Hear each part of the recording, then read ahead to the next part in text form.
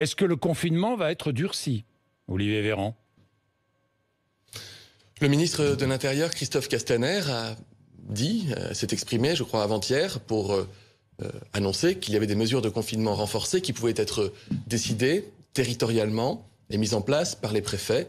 Il y a, vous savez, une marge d'autonomie conférée au territoire parce qu'il y a des situations territoriales qui peuvent être différentes. Et dans les enjeux du confinement et dans la façon dont ce confinement est applicable. Vous voulez dire par là au niveau national, durcissement dans certaines régions ou dans certains départements et pas dans d'autres?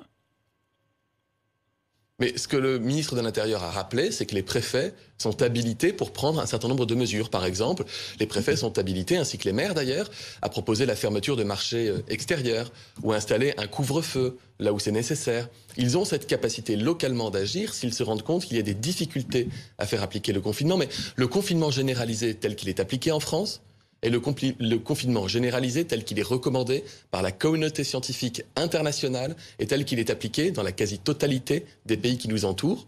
Nous n'avons pas de mesures moins fortes, moins appuyées que d'autres pays. Donc il n'y a pas lieu aujourd'hui de prendre des mesures supplémentaires par rapport à celles qui sont observées. Et encore une fois, c'est à chacun de nous dans notre comportement citoyen au quotidien, d'être capable de comprendre qu'en restant chez nous, on sauve des vies. Les amendes peuvent être augmentées?